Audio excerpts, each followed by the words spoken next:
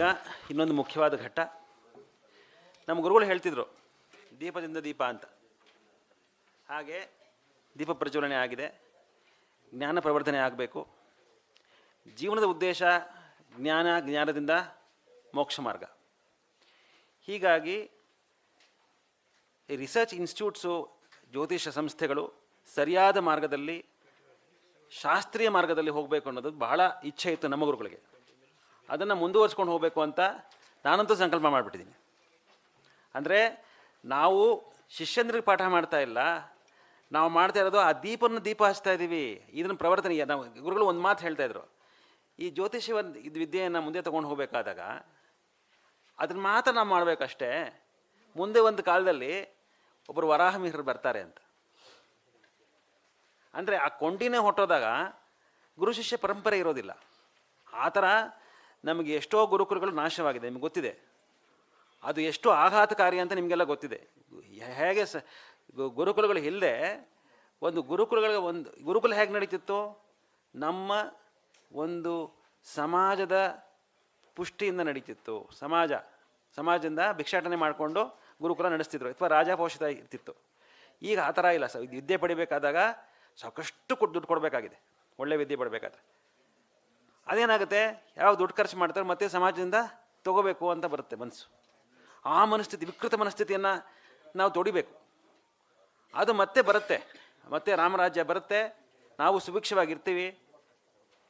ಹಾಗಾಗಿ ಈ ಜ್ಯೋತಿಷ ಸಂಸ್ಥೆಗಳಲ್ಲಿ ಕೂಡ ಸಾಕಷ್ಟು ವ್ಯತ್ಯಾಸ ಆಗಬೇಕು. ಅದು ಇಚ್ಛೆಯಿಂದ ಈ ರಿಸರ್ಚ್ ಇನ್ಸ್ಟಿಟ್ಯೂಟ್ನ ಬೇರೆ ಬೇರೆ ಭಾಗಗಳಲ್ಲಿ ಮಾಡಬೇಕಂತ ನಿರ್ಧಾರದಲ್ಲಿ ನಮ್ಮ ಹಿರಿಯ ವಿದ್ಯಾರ್ಥಿ ಸುಬ್ರಹ್ಮಣ್ಯ ದಾವಣಗೆರೆ ಅವರ ಒಂದು ಸಾರಥ್ಯದಲ್ಲಿ ಶಂಕರ ಆಸ್ಟ್ರೋ ರಿಸರ್ಚ್ ಅಂತ ಸೆಂಟರ್ ಅಂತ ಮಲ್ಲೇಶ್ವರಮಲ್ಲಿ ಮಾಡ್ತಾಯಿದ್ದೀವಿ. ಇದರಲ್ಲಿ ಏನಾಗುತ್ತೆ ಅಂತ ಹೇಳಿದ್ರೆ, ಬೆಂಗಳೂರಿನಂಥ ನಗರದಲ್ಲಿ ಆ ಪ್ರದೇಶಗಳಲ್ಲಿ, ಎಲ್ಲ ಪ್ರದೇಶಗಳಲ್ಲೂ ಆಗಬೇಕು. ಯಾಕೆಂದರೆ ಆನ್ಲೈನ್ ಎಲ್ಲ ಬಂದಿದೆ, ನಮಗೆಲ್ಲ ಗೊತ್ತಿದೆ ಬಿಡಿ. ಆದರೆ ಮುಖತಃ ಬಂದಾಗ ಗುರು ಸಾನ್ನಿಧ್ಯ ಬರುತ್ತೆ. 10 ನಿಮಿಷ ಗುರು ಸಾನ್ನಿಧ್ಯದಲ್ಲಿ ಇರೋದು ಒಂದೇ, ದಿನಪೂರ್ತಿ ಆನ್ಲೈನ್ ಇರೋದು ಒಂದೇ. ಟ್ರಾವೆಲಿಂಗ್ ಭಾಳ ಕಷ್ಟ ಆಗಿದೆ. ಹಾಗಾಗಿ ಅಲ್ಲಲ್ಲಿ ಜ್ಞಾನಜ್ಯೋತಿಗಳನ್ನು ಬೆಳಿಬೇಕು. ಆ ಉದ್ದೇಶದಿಂದ ಶ್ರೀ ಶಂಕರ ಆಸ್ಟ್ರೋ ರಿಸರ್ಚ್ ಸೆಂಟರ್ನ ಅಧಿಕೃತವಾಗಿ ಇವತ್ತು ಅಭಿಜಿನ್ ಮುಹೂರ್ತದಲ್ಲಿ ಪ್ರಾರಂಭ ಮಾಡ್ತಾ ಇದ್ದೀವಿ. ಇದರ ಗುರುಗಳ ಆಶೀರ್ವಾದ ಖಂಡಿತ ಇದೆ. ಇದನ್ನು ಮುಂದುವರಿಬೇಕು. ಇದೇ ನಿಟ್ಟಿನಲ್ಲಿ ಈ ಥರ ಯಾರಾದರೂ ಮಾಡಬೇಕು ಅಂತ ಹೇಳಿದಾಗ ಅದು ಗೈಡ್ಲೈನ್ಸು ಇದ್ದೇ ಇದೆ. ಯಾಕಂದರೆ ಇವತ್ತೆಲ್ಲ ನೋಡ್ತಿರ್ಬೇಕು, ಈ ಕಾರ್ಯಕ್ರಮ ವಿಭಿನ್ನವಾಗಿದೆ, ಕ್ರಮಬದ್ಧವಾಗಿದೆ. ಆ ಕ್ರಮ ಏನೇ ಮಾಡೋದು ಕ್ರಮ ಇರಬೇಕು. ಆ ಕ್ರಮದಲ್ಲಿ ಹೋದಾಗ ನಮಗೆ ಫಲ ಖಂಡಿತ ಸಿಗುತ್ತೆ. ಆ ನಿಟ್ಟಿನಲ್ಲಿ ಮುಂದುವರಿಸ್ಕೊಂಡು ಹೋಗ್ಬೇಕಂತ ನಮ್ಮ ಪ್ರಯತ್ನ.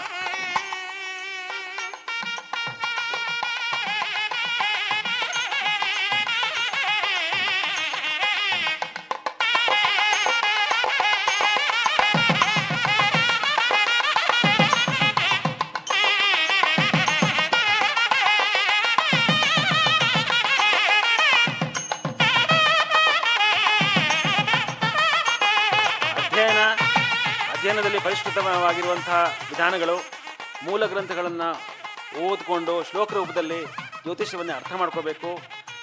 ಅರ್ಥ ಮಾಡ್ಕೊಂಡಿರೋದು ಪ್ರಸ್ತುತ ಕಾಲಕ್ಕೆ ಎಷ್ಟು ಅನ್ವಯ ಆಗ್ತಿದೆ ಅದನ್ನು ತಾಳೆ ಹಾಕ್ಕೋಬೇಕು.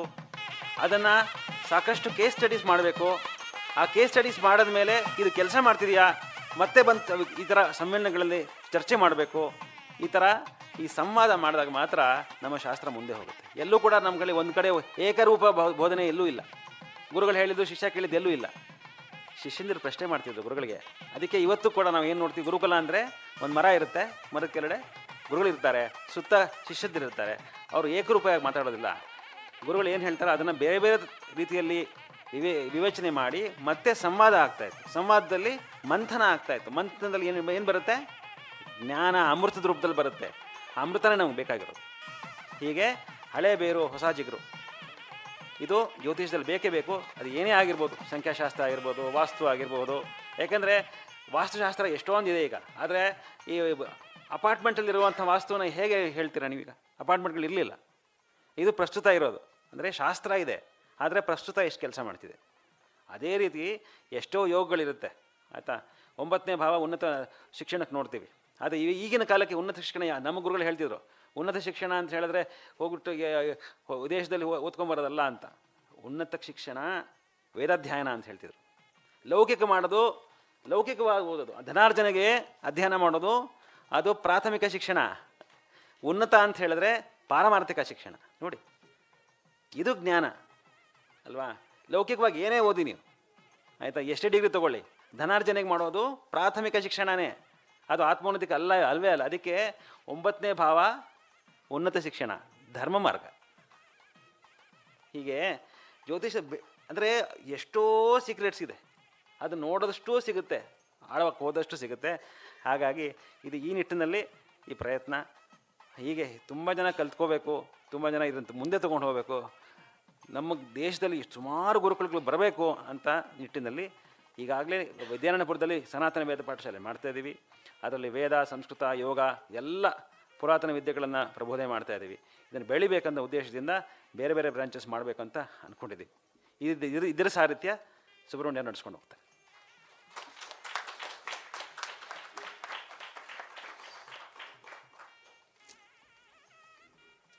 ಇದರಲ್ಲಿ ಫ್ಯಾಕಲ್ಟೀಸ್ ಆಗಿ ಸುಬ್ರಹ್ಮಣ್ಯ ಅವರು ಇದ್ದೇ ಇರ್ತಾರೆ, ನಾನು ಇರ್ತೀನಿ, ಜೊತೆಗೆ ಶ್ರೀನಿವಾಸ್ ಅವರು ಇರ್ತಾರೆ. ಶ್ರೀನಿವಾಸ್ ಅವ್ರ ಬಗ್ಗೆ ಬೆಳಗ್ಗೆ ಮಾತಾಡೋದು ನಿಮ್ಗೆ ಗೊತ್ತಿದೆ. ಜೊತೆಗೆ ಸ್ಮಿತಾ ಮೇಡಮ್ ಕೂಡ ಇದ್ದಾರೆ. ಇನ್ನು ಮುಂದೆ ಬರ್ತಾ ಬರ್ತಾ ಒಳ್ಳೆ ಜ್ಞಾನಿಗಳು ಅಂದರೆ ಒಳ್ಳೆ ರೀತಿಯಲ್ಲಿ ಮುಂದೆ ತೊಗೊಂಡು ಹೋಗುವಂಥ ಎಲ್ಲ ಇಚ್ಛೆ ಯಾರಿಗಿದೆಯೋ ಯಾರು ಬೇಕಾದ್ರೂ ಬರಬಹುದು. ಇದು ಓಪನ್ ಕಾಲ್, ಯಾರು ಬೇಕಾದ್ರೂ ಜೋಡಿಸ್ಕೋಬೋದು, ವಿದ್ಯೆಯನ್ನು ಮುಂದೆ ತೊಗೊಂಡು.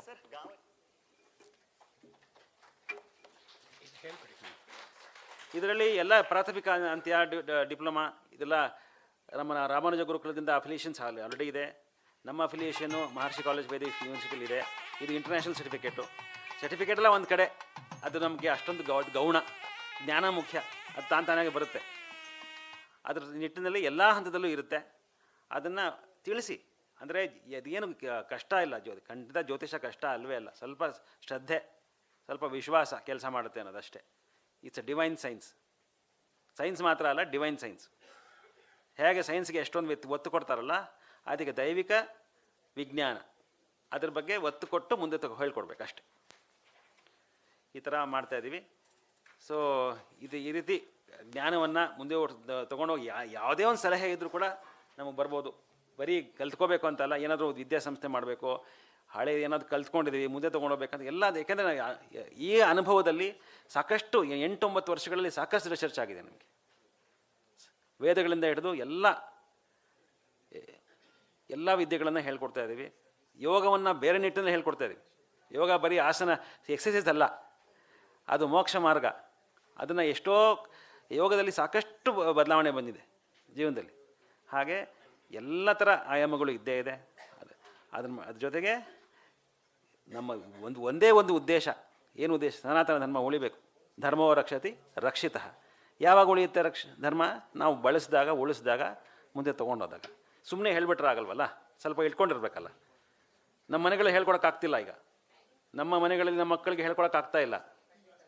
ಯಾಕೆಂದರೆ ಧನಾರ್ಜನೆ ಭಾಳ ಮುಖ್ಯ ಆಗಿದೆ. ಅವಾಗೇನು ಮಾಡಬೇಕು? ಈ ಅರ್ಬನ್ ಗುರುಕುಲಗಳು ಬರಬೇಕು. ಅರ್ಬನ್ ಗುರುಕುಲ, ಇವಾಗ ಗುರುಕುಲ ನಾವು ಸೃಷ್ಟಿ ಮಾಡೋಕ್ಕಾಗಲ್ಲ, ಜಾಗ ಕೊಡಲ್ಲ ಯಾರೂ. ಅರ್ಬನ್ ಗುರುಕುಲಗಳು ಬರಬೇಕು. ಬಂದಾಗ ಧರ್ಮನೂ ಉಳಿಯುತ್ತೆ, ಸಂಸ್ಕಾರನೂ ಉಳಿಯುತ್ತೆ, ನಾವು ಉಳಿತೀವಿ. ಭಾರತ್ ಮಾತಾ ಕಿ ಜೈ.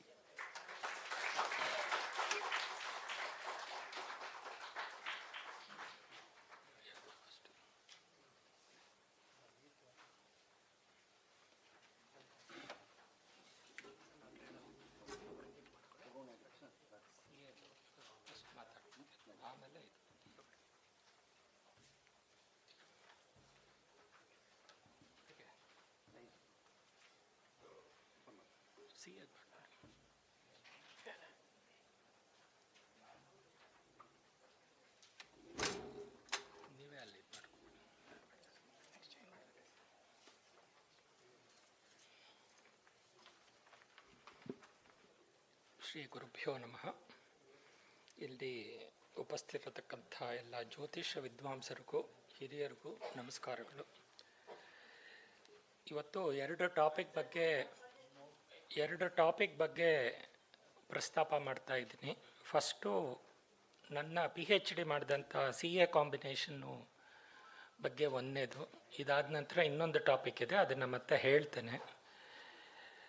ಇದನ್ನು ಪ್ರಾರಂಭ ಮಾಡೋಕ್ಕಿಂತ ಮುಂಚೆ ನಮ್ಮ ಆಚಾರ್ಯರಾದಂತಹ ಪರಮಗುರುಗಳಾದಂತಹ ಪ್ರಭಾಕರ್ ಮೂರ್ತಿಗಳವರಿಗೆ ವಂದಿಸ್ತಾ, ನಮ್ಮ ಗೌತಮ್ ನಾರಾಯಣ್ ಗುರುಗಳು, ಬದ್ರಿನಾರಾಯಣ್ ಗುರುಗಳಿಗೂ ನಮಸ್ಕಾರಗಳು ತಿಳಿಸ್ತಾ ಪ್ರಾರಂಭ ಮಾಡ್ತಾಯಿದ್ದೀವಿ. ಅರುಳಾರನ್ ಗುರುಗಳು ಇದ್ದಾರೆ, ದೊಡ್ಡವರು. ಈಗ CA ಅನ್ನೋದು ಯಾಕೆ ಚಾಲೆಂಜ್ ಅಂತಂದರೆ, ಒಂದು ರೇಸ್ನಲ್ಲಿ 100 ಜನ CA ಮಾಡಬೇಕು ಅಂತ ಹೊರಟ್ರೆ 2-3% ಮಾತ್ರ CA ಡಿಗ್ರಿ ತಗೊತಾರೆ, ಪ್ರೊಫೆಷ್ನಲ್ ಡಿಗ್ರಿ. ಇನ್ನು 97-98 ಜನಗಳು ಬೇರೆ ಬೇರೆ ಹಂತದಲ್ಲಿ ಉದುರು ಹೋಗ್ತಾರೆ. ಎಲ್ಲರಿಗೂ CA ಮಾಡಲಿಕ್ಕೆ ಆಗೋದಿಲ್ಲ. It is a very difficult examination, all India examination. ಇದನ್ನು ಕಂಡಕ್ಟ್ ಮಾಡೋದು institute of chartered accountants of India ಅಂಥೇಳಿ ಪಾರ್ಲಿಮೆಂಟಿಂದ ಲೆಜಿಸ್ಲೇಷನ್ ಆಗಿ ಮಾಡಿರೋಂಥ ಬಾಡಿ. ಇದು ಯಾವುದೋ ಒಂದು ಗೌರ್ಮೆಂಟ್ ಆರ್ಡರ್ ಆಗಿ ಮಾಡಿರೋಂಥದ್ದಲ್ಲ.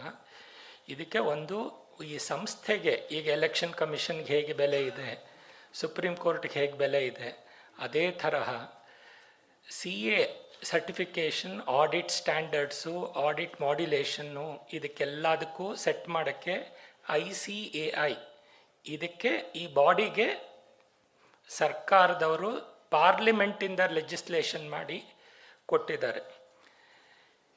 ಅದರಲ್ಲಿ 3 ಹಂತಗಳಿದೆ. ಈ ಥೀಸಿಸ್ ಅನಾಲಿಸಿಸ್ನಲ್ಲಿ 3 ಹಂತಗಳು ಬರುತ್ತೆ. ಫಸ್ಟು ಫೌಂಡೇಶನ್ ಲೆವೆಲ್ ಅಂತ ಬರುತ್ತೆ. ಯಾರೇ ಆಗಲಿ ಫಸ್ಟು ಫೌಂಡೇಶನ್ ಲೆವೆಲ್ನ ಪಾಸ್ ಮಾಡಿಕೊಳ್ಳೇಬೇಕು. ಫೌಂಡೇಶನ್ನಲ್ಲಿ ಯಾರಿಗೆ ಎಕ್ಸಂಪ್ಷನ್ ಇದೆ ಫೌಂಡೇಶನ್ ಅಂದರೆ, ಯಾರು ಆಲ್ರೆಡಿ ಗ್ರ್ಯಾಜುಯೇಟ್ಸ್ ಆಗಿದ್ದಾರೆ ಅವ್ರಿಗೆ ಮತ್ತೆ ಫೌಂಡೇಶನ್ ತಗೊಳ್ಳೋ ಅವಶ್ಯಕತೆ ಇರೋದಿಲ್ಲ. ಯಾರು PUC ಆದಮೇಲೆ, 12th ಆದಮೇಲೆ ಅಥವಾ ಡಿಗ್ರಿಗಿಂತ ಮುಂಚೆ ಪ್ರಾರಂಭ ಮಾಡಬೇಕು ಅಂತ ಇದ್ದಾರೆ, ಅವ್ರಿಗೆ foundation programme is very important. ಇದಕ್ಕೆ ಅಸ್ಟ್ರಾಲಜಿಕಲಿ ನಾವು ಅಲೈನ್ ಮಾಡೋದಾದರೆ ಹೇಗೆ ಮಾಡಬೇಕು, 2ನೇ ಮತ್ತು 5ನೇ ಭಾವಗಳನ್ನ ನಾವು ನೋಡಬೇಕು, ಎಷ್ಟು ಸ್ಟ್ರಾಂಗ್ ಆಗಿದೆ ಅಂತ. 2, 5ನೇ ಭಾವ ಚೆನ್ನಾಗಿ ಯಾರಿಗಿದೆ ಅವರು ಡೆಫಿನೆಟ್ಟಾಗಿ ಫೌಂಡೇಶನ್ ಕೋರ್ಸು ಸುಲಭವಾಗಿ ಮಾಡ್ತಾರೆ. ಇದಾದ ಮೇಲೆ ನೆಕ್ಸ್ಟ್ ಫಿಲ್ಟ್ರೇಷನ್ ಬರೋದು ಇಂಟರ್ಮೀಡಿಯೇಟ್ ಲೆವೆಲ್ ಅಂತ. ಈ ಇಂಟರ್ಮೀಡಿಯೇಟ್ ಲೆವೆಲ್ಗೆ ಬರೋಷ್ಟರಲ್ಲಿ ಒಂದು 85 ಜನ ಉದುರು ಹೋಗಿರ್ತಾರೆ. 100 ಜನ ರೇಸ್ ಪ್ರಾರಂಭ ಮಾಡಿದ್ರೆ ಇಷ್ಟು ಜನ ಫಿಲ್ಟ್ರೇಷನ್ ಆಗಿ ಒಂದು 15% ಮ್ಯಾಕ್ಸಿಮಮ್ ಫೌಂಡೇಶನ್ ರಿಸಲ್ಟ್ನಲ್ಲಿ ಪಾಸ್ ಆಗೋ ರೇಟು. ಸೊ 85 ಜನ ಉಳ್ಕೊಂಡಿರ್ತಾರೆ. ಇವರು ಈ ಲೆವೆಲಲ್ಲಿ ಪಾಸ್ ಆಗಬೇಕು ಅಂದರೆ ಯಾವ ಭಾವಗಳು ಕೆಲಸ ಮಾಡುತ್ತೆ ಅಂದರೆ, 5ನೇ ಭಾವ, 6ನೇ ಭಾವ ಮತ್ತು 10ನೇ ಭಾವ. ಇಲ್ಲಿ ಈ ಭಾವದಲ್ಲಿ they have to undergo rigorous training under a chartered accountant. ಅವರು 3 ವರ್ಷ ಅವ್ರ ಕೆಳಗಡೆ ಆರ್ಟಿಕಲ್ಶಿಪ್ ಮಾಡಲೇಬೇಕು. ಈ ಎಕ್ಸಾಮಿನೇಷನ್ನು ಪಾಸ್ ಆಗಬೇಕು. ಈ ಫೌಂಡೇಶನ್ ಆದಮೇಲೆ 3 ವರ್ಷ ರಿಗರಸ್ ಟ್ರೈನಿಂಗ್ ಇರುತ್ತೆ. CA ಕೆಳಗಡೆ ಆಗಿ ಆ CA ಅಥವಾ CA ಫರ್ಮಿಂದ ಅವ್ರಿಗೆ ಸರ್ಟಿಫಿಕೇಷನ್ ಕೊಟ್ಟ ಮೇಲೆ ಮಾತ್ರ ಅವರು ಫೈನಲ್ ಕೋರ್ಸ್ನ ಅಪಿಯರ್ ಮಾಡಲಿಕ್ಕೆ ಆಗುತ್ತೆ, ಇಲ್ಲಾಂದರೆ ಕೊಡೋದಿಲ್ಲ. ಯಾಕೆ ಇಷ್ಟೊಂದು ಫಿಲ್ಟ್ರೇಷನ್ ಮಾಡ್ತಾರೆ ಅಂತಂದರೆ, ಇದಕ್ಕೆ ಇಷ್ಟೊಂದು ಕ್ವಾಲಿಟಿ ಸ್ಟ್ಯಾಂಡರ್ಡ್ ಇರಬೇಕು ಅಂಥೇಳಿ. ನಮ್ಮ ಇಂಡಿಯಾದಲ್ಲಿ CA ಆಗಿದ್ದರೆ ಅವರು ವರ್ಲ್ಡ್ನಲ್ಲಿ ಬೇರೆ ಬೇರೆ ಕಂಟ್ರೀಸ್ನಲ್ಲಿ ಒಂದು ಸ್ಮಾಲ್ ಸರ್ಟಿಫಿಕೇಷನ್ ಪ್ರೋಗ್ರಾಮ್ ಇರುತ್ತೆ. ಆ ಒಂದು ಸರ್ಟಿಫಿಕೇಷನ್ ಮಾಡಿಕೊಂಡು ಅವರಲ್ಲಿ ಪ್ರಾಕ್ಟೀಸ್ ಮಾಡ್ಬೋದು. ಸೊ ಇಂಟರ್ನ್ಯಾಷನಲ್ ಅಕ್ರೆಡಿಷನ್ ಇದೆ ನಮ್ಮಲ್ಲಿ CA ಆದಂಥವ್ರಿಗೆ. ಈ ಫೈನಲ್ ಸ್ಟೇಜಿಗೆ ಬರೋದ್ರಲ್ಲಿ 5% ಉಳ್ಕೊಂಡಿರಬಹುದು. ಅದರಲ್ಲಿ ಮತ್ತೆ 2 ಲೆವೆಲ್ ಇರುತ್ತೆ. ಈಗ ನಿಜವಾದ ಒಂದು ಟೆಸ್ಟಿಂಗ್ ಟೈಮ್ ಅಂತ ಏನು ಹೇಳ್ತಾರೆ, ಈಗ ಆಲ್ರೆಡಿ 5ನೇ ಭಾವ 6ನೇ ಭಾವ ಆಲ್ರೆಡಿ ಕೆಲಸ ಮಾಡ್ತಾ ಇದೆ. ಇದ್ರ ಜೊತೆಗೆ ಭಾಳ ಮುಖ್ಯವಾಗಿ ಈಗ ಪರೀಕ್ಷೆ ಆಗೋದೇ ಅದಕ್ಕೆ ಅಂತಂದರೆ 9ನೇ ಮನೆ ಭಾಳ ಇಂಪಾರ್ಟೆಂಟು. ನಾವು ಅದನ್ನು ನೆಗ್ಲೆಕ್ಟ್ ಮಾಡಲಿಕ್ಕೆ ಬರೋದೇ ಇಲ್ಲ. ಆದರೆ ಪ್ರಮುಖವಾಗಿ 10ನೇದು ಮತ್ತು 11ನೇದು ಆ್ಯಕ್ಟಿವೇಟ್ ಆಗುತ್ತೆ. 10ನೇದು ಕರ್ಮಭಾವ. ಇದು ಆಗಿದ ತಕ್ಷಣ ಅವರು ನೆಕ್ಸ್ಟ್ ದುಡಿಯೋಕ್ಕೆ ಶುರು ಮಾಡ್ತಾರೆ. ಹಾಗಾಗಿ ಲಾಭಸ್ಥಾನನೂ ನಾವು ತಗೊತೀವಿ 11ನೇ ಭಾವಕ್ಕೆ. ಇದು ಭಾವಗಳ ಬಗ್ಗೆ ಮಾತಾಡಿದ್ದಾಯಿತು. ಈಗ ಯಾವ ಪ್ಲ್ಯಾನೆಟರಿ ಕಂಡೀಷನ್ಸು, ಯಾವ ಗ್ರಹಗಳು ಚೆನ್ನಾಗಿದ್ದರೆ ಅವರಿಗೆ CA examination, all India examination ಮಾಡಲಿಕ್ಕೆ ಪೂರಕವಾಗಿರುತ್ತೆ. ಮೊದಲನೇದು ಬುಧ. ಈ CA ಅನ್ನೋದು ಅವರ ಚಾರ್ಟ್ನಲ್ಲಿ ಫಸ್ಟ್ ನೋಡ್ಕೋಬೇಕಾಗಿರೋದು. ಇಲ್ಲಿ ಬಹಳಷ್ಟು ಜನ ಅಸ್ಟ್ರಾಲಜಿ ಕನ್ಸಲ್ಟೆಂಟ್ಸು, ವಿದ್ವಾಂಸರು, ರಿಸರ್ಚ್ ಮಾಡಿರೋರು ಇದ್ದೀರಿ. ನಿಮ್ಮಲ್ಲಿ ಯಾರಾದರೂ ಬಂದು CA ಬಗ್ಗೆ ಕೇಳಿದ್ರೆ ದಯಮಾಡಿ ಒಂದು ರಿಕ್ವೆಸ್ಟ್ ಏನಂದರೆ ಅವರ ಬುಧ ಎಷ್ಟು ಮಟ್ಟಿಗೆ ಚೆನ್ನಾಗಿದ್ದಾನೆ, 10ನೇ ಭಾವ ಎಷ್ಟು ಚೆನ್ನಾಗಿದೆ ಅಂತ ನೋಡ್ಕೊಂಬಿಡಿ. ಇವರ ಬುಧ ಚೆನ್ನಾಗಿದ್ದರೆ ಅವರು 80% ಒಂಥರ ಪ್ಯಾಸೇಜ್ ಕ್ಲಿಯರ್ ಆದ ಹಾಗೆ ಅವ್ರಿಗೆ. Budha mathematics, accountancy, communication, intelligence, ಮತ್ತು ನಿಮಗೆಲ್ಲರಿಗೂ ಗೊತ್ತಿದೆ ವಾಕ್ಕಾರಕ ಕೂಡ Budha. So Budha plays a very important role. Budha ಆದಮೇಲೆ ಶನಿ. ಏನಪ್ಪ ಶನಿಯ ಬಗ್ಗೆ ನಾವೆಲ್ಲ ಅಷ್ಟೊಂದು ಮಂದಗ್ರಹ, ನಿಧಾನ ಮಾಡ್ತಾನೆ, ದುಃಖಕಾರಕ ಅಂತ ಇದ್ದೀವಿ. ಅವನು ಯಾಕೆ ಇಲ್ಲಿ ಬಂದು ಕೂತ್ಬಿಟ್ಟ ಅಂತ ನೀವು ಅನ್ಕೋಬೇಡಿ. ಪರಿಶ್ರಮಕ್ಕೆ ಶನಿನೇ ಕಾರಣ. ಒಬ್ಬ ವ್ಯಕ್ತಿ ಎಷ್ಟು ಮಟ್ಟಿಗೆ ಪರಿಶ್ರಮ ಹಾಕ್ತಾನೆ ಅನ್ನೋದನ್ನು ಶನಿ ಟೆಸ್ಟ್ ಮಾಡ್ತಾನೆ. ಸುಲಭವಾಗಿ ಯಾವುದೂ ಕೊಡೋದಿಲ್ಲ. Shani will delay but he will never deny. ಹಾಗಾಗಿ ಶನಿ ಕೃಪೆ, ಶನಿ ಮಹಾತ್ಮನ ಕೃಪೆ ಅವಶ್ಯಕವಾಗಿ ಬೇಕು. ಇನ್ನು ಬುದ್ಧಿಕಾರಕ ಬುಧ ಆಯಿತು, ಶ್ರಮದ ಕಾರಕ ಶನಿ ಆಯಿತು. ಗುರುನ ಬಿಡೋಕ್ಕಾಗೋದೇ ಇಲ್ಲ. ಯಾಕೆಂದರೆ ಗುರು ಜ್ಞಾನಕಾರಕ. ಗುರುವಿನ ಕೃಪೆ ಅಂತಂದರೆ ದೈವ ಕೃಪೆ. ದೈವ ಕೃಪೆ ಎಷ್ಟು ಇಂಪಾರ್ಟೆಂಟು. ನಾವು ಏನೇ ಒಂದು ಪ್ರಶ್ನಾ ಚಾರ್ಟ್ನಲ್ಲಿ ನೋಡಬೇಕಾದ್ರೂ ಅಷ್ಟೇ, ಒಂದು D1 ಚಾರ್ಟ್ ನೋಡೋದಾಗಲಿ, D9 ನೋಡಬೇಕಾದ್ರೆ ನಾವೇನು ಫಸ್ಟ್ ನೋಡ್ತೀವಿ? ಭಾವಗಳು ನೋಡಿದ್ಮೇಲೆ ಫಸ್ಟ್ ನಾವು ನೋಡೋದೇ ಗುರು ಕೃಪೆ ಹೇಗಿದೆ, ಇವನಿಗೆ ಎಷ್ಟು ಜ್ಞಾನ ಸಂಪಾದನೆ ಮಾಡೋಕ್ಕೆ ಅರ್ಹತೆ ಇದೆ ಅನ್ನೋದು ಗುರು ಕೊಡೋದು. ಸೊ ನಾವು ಗುರುಗಳನ್ನ, ಬೃಹಸ್ಪತಿ ಗ್ರಹನ ನೆಗ್ಲೆಕ್ಟ್ ಮಾಡಲಿಕ್ಕೆ ಬರೋದಿಲ್ಲ. ಆಮೇಲೆ ಯಾವುದೇ ಒಂದು ಕಾಂಪಿಟೇಟಿವ್ ಎಕ್ಸಾಮಿನೇಷನ್, ಅದು ಸ್ಪೋರ್ಟ್ಸ್ ಆಗಿರ್ಬೋದು, ಯಾವ ಥರದ ಕಾಂಪಿಟೇಷನ್ ಆದರೂ ಇರಬಹುದು, ಕಾಂಪಿಟೇಷನ್ಗೆ ಪ್ರಮುಖವಾಗಿ ಬೇಕಾಗಿರೋದು ಕುಜ. ನೀವು ಕುಜ ಸ್ಟ್ರಾಂಗ್ ಆಗಿದ್ದರೆ ಅವರು ಯಾವ ಥರ ಕಾಂಪಿಟೇಟಿವ್ ಎಕ್ಸಾಮ್ಸ್ ಆದರೂ ತಗೊಳ್ಳಿ, ಎಂಥ ಅಡ್ವರ್ಸ್ ಸಿಚುಯೇಷನ್ ಆದರೂ ಇರಲಿ, they will bounce back. Kuja is very important. ಅವರು ಪರಾಕ್ರಮ ಭಾವ ಅಂತ ನಾವೇನು ಕರಿತೀವಿ, ಅದು ಆ್ಯಕ್ಟಿವೇಟ್ ಆಗಬೇಕಾದ್ರೆ ಕುಜನ ಕೃಪೆ ಬೇಕೇ ಬೇಕು.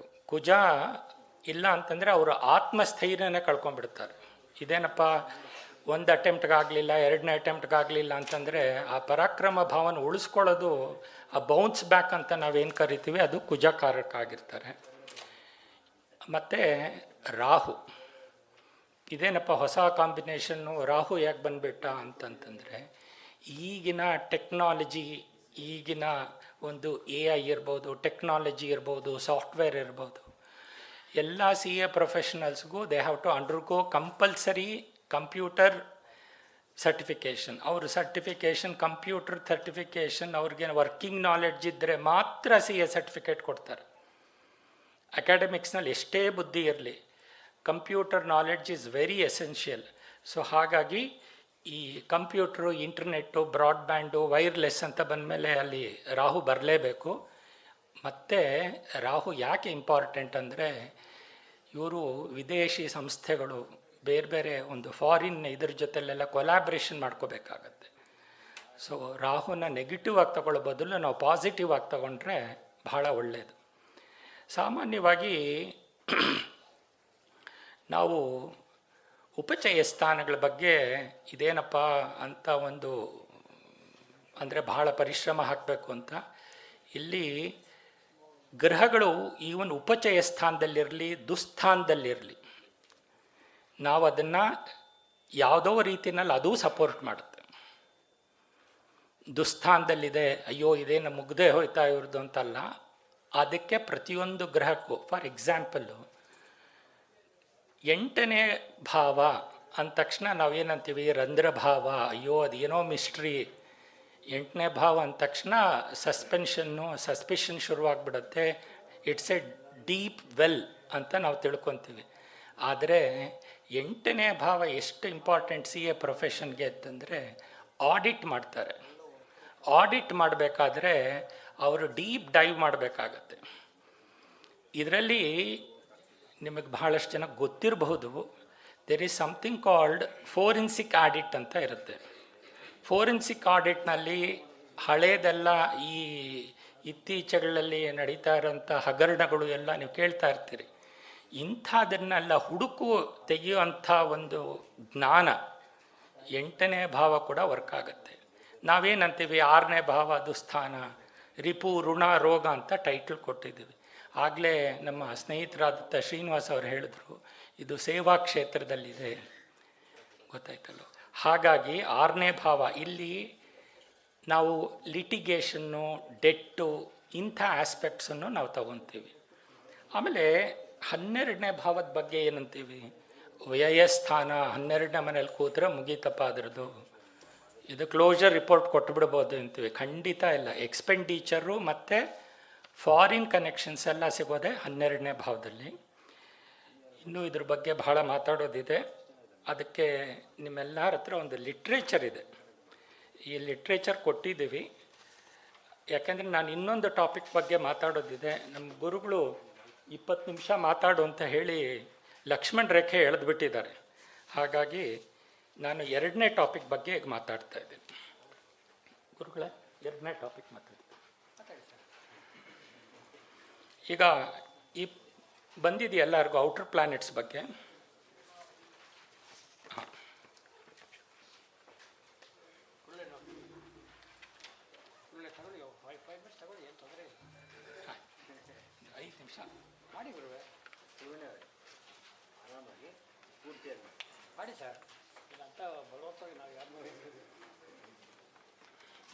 ಇವತ್ತು ಇನ್ನೊಂದು ಕಾಂಟ್ರವರ್ಷಿಯಲ್ ಟಾಪಿಕ್ ಅಂತಲೇ ಕರಿಬೋದು.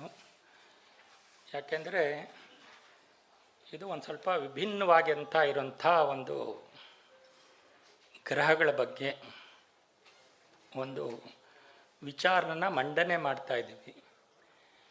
ಈ ವಿಚಾರದಲ್ಲಿ ಇದು ಪ್ರಾರಂಭಿಕ ಹಂತ. ತಿಳಿದಿರತಕ್ಕಂಥ, ಹುಡುಕಿ ಕೆದಕಿ ಆರಿಸಿ ತೆಗೆದಿರತಕ್ಕಂಥ ಕೆಲವೊಂದು ಮಾಹಿತಿ. ಎಷ್ಟೋ ಜನ ಹಿರಿಯ ಜ್ಯೋತಿಷ್ಯಗಳಿದ್ದೀರಿ, ಇದ್ರ ಬಗ್ಗೆ ನಿಮ್ಮ ಸಹಕಾರ, ನಿಮ್ಮ ರೀಸರ್ಚು ಬೇಕು. ಇದು ಪ್ರೊಫೆಷ್ನಲ್ ಸಬ್ಮಿಷನ್ ಅಂತ ನಾನು ಅಂತಾ ಇಲ್ಲ, ಅಹಂಕಾರ ಖಂಡಿತ ಇಲ್ಲ. ಇದು ಒಂದು ಪ್ರಯತ್ನ, ತಿಳ್ಕೊಳ್ಳೋದು ಒಂದು ಪ್ರಯತ್ನ. ಇನ್ನು ಬೇಕಾದಷ್ಟು ಜ್ಞಾನಿಗಳು, ಅನುಭವಿ ಜ್ಯೋತಿಷಿಗಳಿದ್ದೀರಿ, ಇದನ್ನು ತಾವುಗಳೆಲ್ಲ ಮುಂದುವರಿಸಿ ಅನ್ನೋದೊಂದು ಮಾಡ್ತೀವಿ. ಈಗ ನಾವೇನು ಮಾಡಿದ್ದೀವಿ, ಪರಾಶರ ಮಹರ್ಷಿಗಳು ಏನಂದಿದ್ದಾರೆ, ಮಂದಗ್ರಹ ಶನಿ ದೇವರಿಗೆ ನಿಲ್ಲಿಸ್ಬಿಟ್ಟಿದ್ದೀವಿ. ಅನಾಲಿಸಿಸ್ ಅಲ್ಲಿಗೆ ನಿಲ್ಲಿಸ್ಬಿಟ್ಟಿವಿ. ಅಲ್ಲಿಗೆ ಸಾಕಪ್ಪ ನೀನು ನೋಡ್ಕೊಂಬಿಡು ಅನ್ನೋದನ್ನು ನಿಲ್ಲಿಸಿದ್ವಿ. ಅದು ಆದಮೇಲೆ ಏನಿದೆ, ಈ ಗ್ರಹಗಳ ಬಗ್ಗೆ ನಾವು ಹೆಚ್ಚಿಗೆ ಎಲ್ಲಿ ಉಪಯೋಗಿಸ್ಕೊತಾ ಇದ್ದೀವಿ ಅಟ್ ಪ್ರೆಸೆಂಟ್ ಅಂತ ಅಂದರೆ, ಮೇದಿನಿ ಜ್ಯೋತಿಷ್ಯ, ಮುಂಡೇನ್ ಅಸ್ಟ್ರಾಲಜಿನಲ್ಲಿ ಡೆಫಿನೆಟ್ಟಾಗಿ ಯುರೇನಸ್ ಬಗ್ಗೆ, ನೆಪ್ಚೂನ್ ಬಗ್ಗೆ, ಪ್ಲೂಟೋ ಬಗ್ಗೆ ಡೆಫಿನೆಟ್ಟಾಗಿ ಮಾತಾಡ್ತೀವಿ 100%. ಇದಾದಮೇಲೆ ಭಾಳಷ್ಟು ವಿಷಯ ತಿಳ್ಕೋಬೇಕಾಗಿರೋದು ಅಂದರೆ ಪ್ರಶ್ನಾಶಾಸ್ತ್ರದಲ್ಲಿ ನಿಮಗೆ ಎಲ್ಲಿ ಒಂದು ನಿಗೂಢವಾದಂಥ ಆನ್ಸರ್ ಸಿಗ್ತಾ ಇಲ್ಲ, ಇದಕ್ಕಿನ್ನೇನಪ್ಪ ಇದು ಎಲ್ಲಿ ಹುಡ್ಕೋಣ ಇದಕ್ಕೆ ಆನ್ಸರ್ ಅಂತ ತಿಳ್ಕೋಬೇಕಾದ್ರೆ, ಬಹಳಷ್ಟು ಆ್ಯಪ್ನಲ್ಲಿ ಈಗ ಯುರೇನಸ್ಸು, ನೆಪ್ಚೂನು, ಪ್ಲೂಟೋ ಬಗ್ಗೆ ಮತ್ತು ನೆಕ್ಸ್ಟ್ ಮಾಂದಿ ಬಗ್ಗೆ ಮಾತಾಡ್ತಾ ಇದ್ದೀನಿ. ಇದ್ರ ಬಗ್ಗೆ ಡೆಫಿನೆಟ್ಟಾಗಿ ಎಲ್ಲ ಆ್ಯಪ್ಸ್ನಲ್ಲಿ ಇದೆ. ನೀವು ಅದನ್ನು ಎನೇಬಲ್ ಮಾಡಿಕೊಂಡ್ರೆ ಸಿಗುತ್ತೆ. ಆ ಬಗ್ಗೆ ಹೇಳಬೇಕು ಅಂದರೆ, ಯಾಕೆ ಯುರೇನಸ್ಸು, ನೆಪ್ಚೂನು, ಪ್ಲೂಟೋ ಬರೀ ವೆಸ್ಟರ್ನ್ ಅಸ್ಟ್ರಾಲಜಿ ಮತ್ತು ಮೇದಿನಿ ಜ್ಯೋತಿಷ್ಯಕ್ಕೆ ಮಾತ್ರ ಸೀಮಿತ ಆಗಿತ್ತು? ಉತ್ತರ ಭಾರತದಲ್ಲಿ ಇದರ ಬಗ್ಗೆ ಪ್ರಶ್ನಾಶಾಸ್ತ್ರದಲ್ಲಿ ಅದನ್ನು ಬಹಳ ಚೆನ್ನಾಗಿ ಯೂಸ್ ಮಾಡ್ಕೊತಾರೆ. ಭಾಳ ಚೆನ್ನಾಗಿ ಯೂಸ್ ಮಾಡ್ಕೊತಾ ಇದ್ದಾರೆ. ನಮ್ಮ ದಕ್ಷಿಣ ಭಾರತದಲ್ಲಿ ಕಡಿಮೆ, ಇಲ್ಲ ಅಂತಲ್ಲ, ಖಂಡಿತ ಮಾಡ್ಕೊತಾರೆ. ನಮ್ಮಲ್ಲಿ ನಾವು ಮಾಂದಿಗೆ ನಿಂತ್ಕೊಂಡ್ಬಿಟ್ಟಿದ್ದೀವಿ. ಮಾಂದಿ ಗ್ರಹ ಆದಮೇಲೆ ಮುಂದಕ್ಕೆ ಹೋಗ್ತಾ ಇಲ್ಲ. ಮಾಂದಿ ಗ್ರಹಕ್ಕೆ ಮಾಂದಿ ಗುಳಿಕ 2 ಅಂತ ಕೆಲವರ ವಾದ, ಬಟ್ ಮೋಸ್ಟ್ಲಿ 2 ಒಂದೇ ಅನ್ನೋದು ನನ್ನ ಅಭಿಪ್ರಾಯ.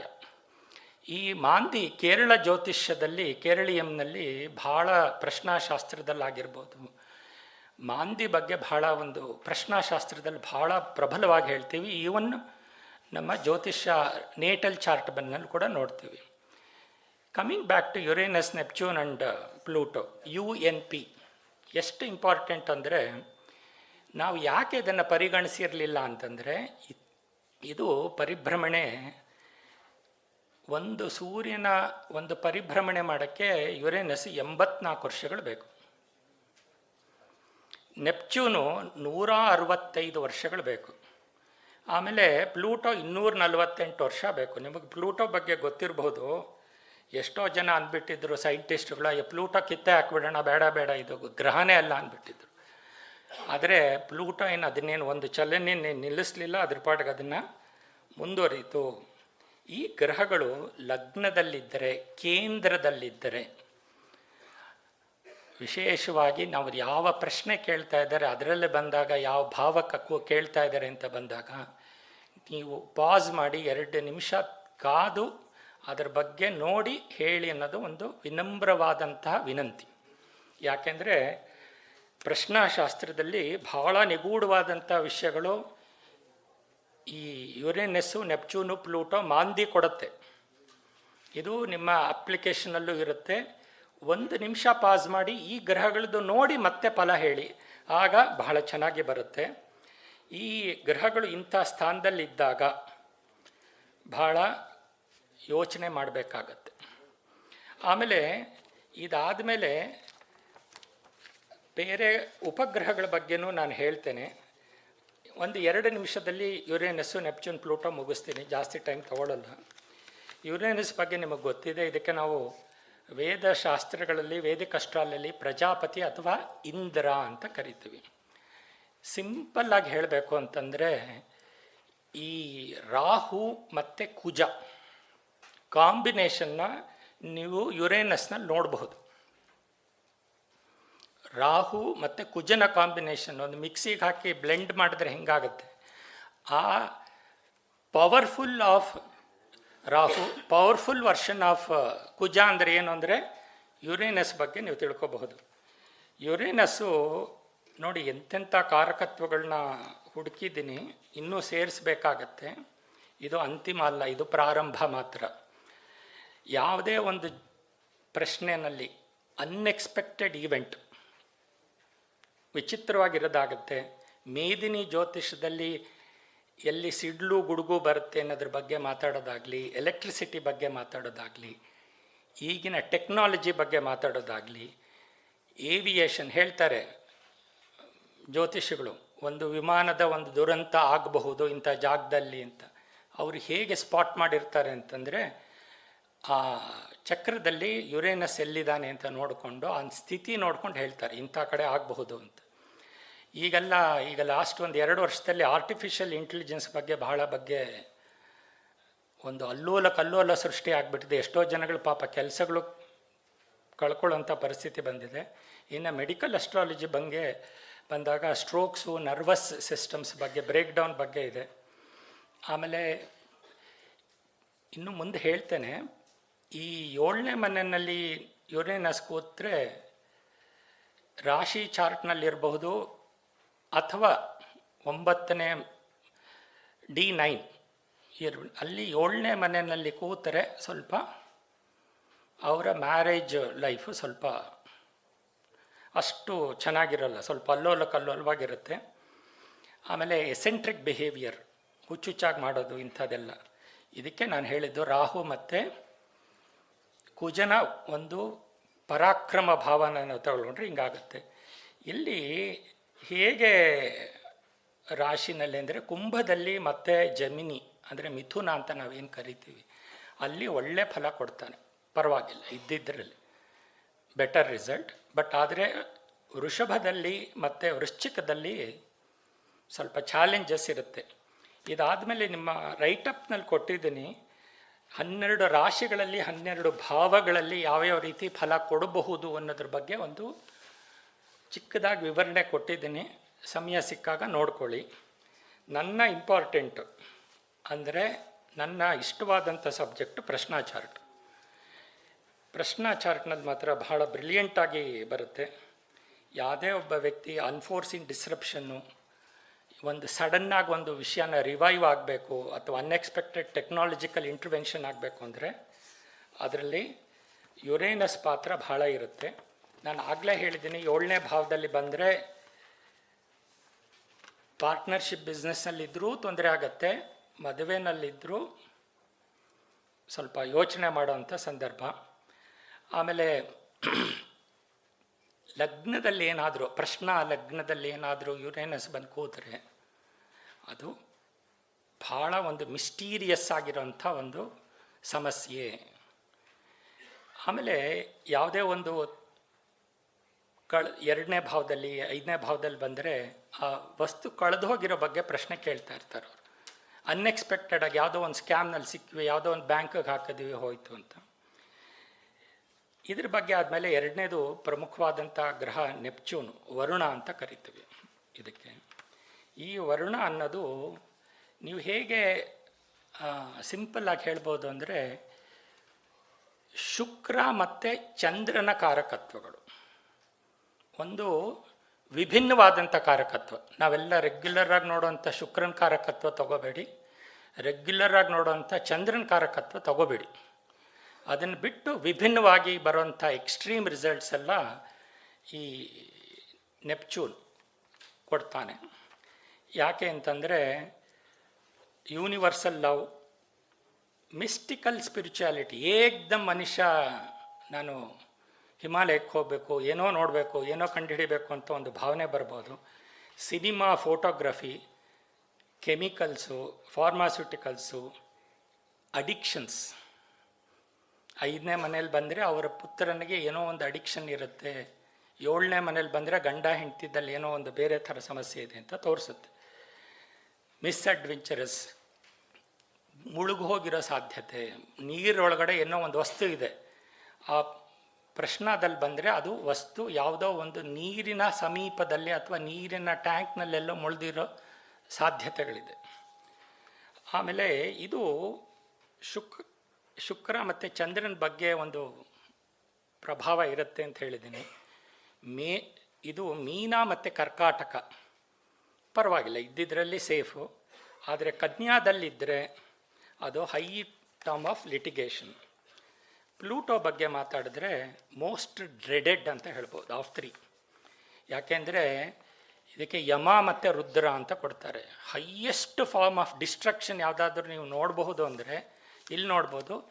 ಈ 9 ಗ್ರಹಗಳ ಬಗ್ಗೆ ನಾನು ಹೇಳಬೇಕು ಅಂತಂದರೆ ಫಿಯರೆಸ್ಟ್ ಫಾರ್ಮ್ ಆಫ್ ಕೇತು ಉಗ್ರ ಸ್ವರೂಪ ತಗೊಂಡ್ರೆ ಹೇಗಿರ್ತಾನೋ, ಎಷ್ಟು ಕ್ರೂರವಾಗಿ ಕೇತು ಬಿಹೇವ್ ಮಾಡಬಹುದು ಒಂದು ಚಾರ್ಟ್ನಲ್ಲಿ ಅಂತ ಇರಬಹುದು, ಅದು ಪ್ಲೂಟೋನಲ್ಲಿ ನೀವು ಕಾಣಬಹುದು.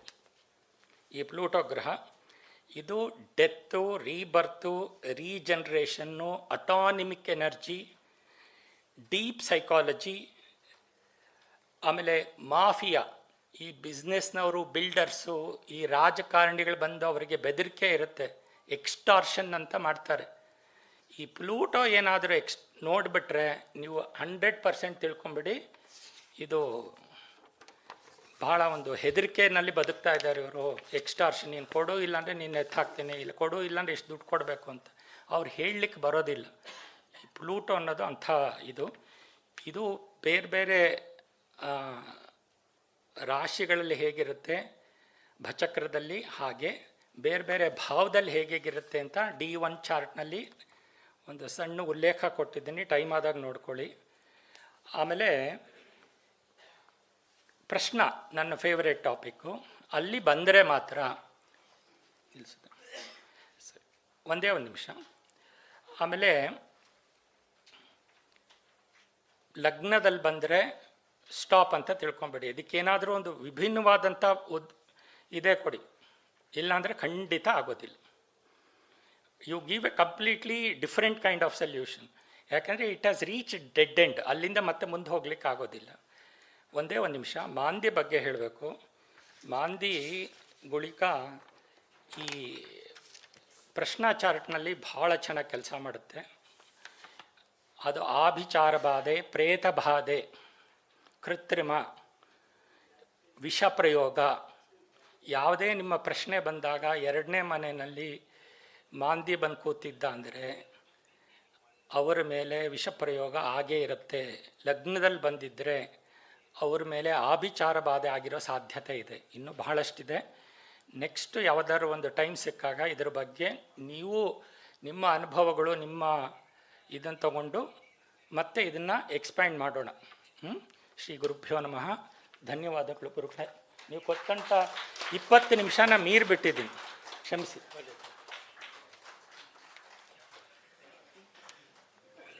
ಸನ್ಮಾನ್ಯ ಸುಬ್ರಹ್ಮಣ್ಯ ಅವರು ಅವರ ಅದ್ಭುತವಾದಂಥ ಅನುಭವದ ಮಾತುಗಳನ್ನ ತಮ್ಮ ಮುಂದೆ ಹೇಳಿದ್ದಾರೆ.